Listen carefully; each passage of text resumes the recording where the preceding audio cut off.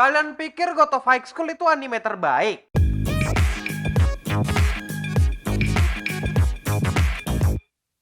Halo no gamers, para wibu denial, selamat datang lagi bersama gua host yang paling kalian cintai, Admin Yami, dan selamat datang di acara Wibu Lokal. Acara akan membahas anime, manga, dan jejepangan lainnya. Jadi hari ini aku mau membahas anime dengan judul God of High School, anime yang diadaptasi dari webtoon yang sudah sangat terkenal banget dari zaman dahulu banget, dari awal-awal dia keluar. Jadi singkatnya, anime ini adalah anime yang isinya orang berantem demi memenangkan turnamen. Jadi kalian bisa bayangkan, ini Boku no Hero Academia atau Dragon Ball atau Hunter x Hunter, tapi isinya cuma turnamen art, tanpa nyariin siapa bapaknya Gon dan gak perlu ribet-ribet ngumpulin Dragon Ball. Iya, enggak sih, animenya enggak sesimpel itu juga sebenarnya. Buat kalian yang nggak tahu, anime God of High School ini bercerita tentang turnamen yang diselenggarakan oleh organisasi yang gak jelas dari mana, dan mungkin dari pemerintahan. Dan turnamen ini diikuti sama Jin Mori, yang kebetulan dia terobsesi untuk melawan orang yang lebih kuat dari dia. Anime ini bercerita tentang turnamen yang melibatkan banyak seni bela diri, kisah pertemanan, dan kekuatan pinjaman dari dewa. Aku nggak bakal mencoba miripin anime ini dengan Dragon Ball atau Hunter x Hunter atau Boku no Hero karena malas aja. Mungkin bakal jadi video sendiri. By the way, yang buat anime ini adalah MAPPA Studio yang kebetulan bekerja sama dengan Crunchyroll dan Webtoon. Anime ini sebenarnya ada di ranah yang aku bingung buat nge-reviewnya karena anime ini nggak jelek dan nggak juga bagus-bagus banget. Jadi aku bakal coba breakdown dulu satu persatu biar kalian paham sama apa yang kumaksud. Pertama, cerita. Aku nggak bakal bahas mendetail ke arah manga karena aku lagi bahas animenya, bukan bahas manganya. Jadi aku bakal ngasih perspektif dari penonton anime dan pembaca manga juga nantinya. Cerita di anime ini adalah cerita yang benar-benar cepat dan intens banget. Aku bilang cerita di anime ini intens banget karena anime ini isinya banyak berantem dan banyak sedikit bumbu emosi yang bikin kita ngerasa ikut terlibat dan penasaran sama battle yang ada di anime itu. Premis yang ditawarkan di awal anime ini adalah epicnya martial art yang mereka munculkan. Tapi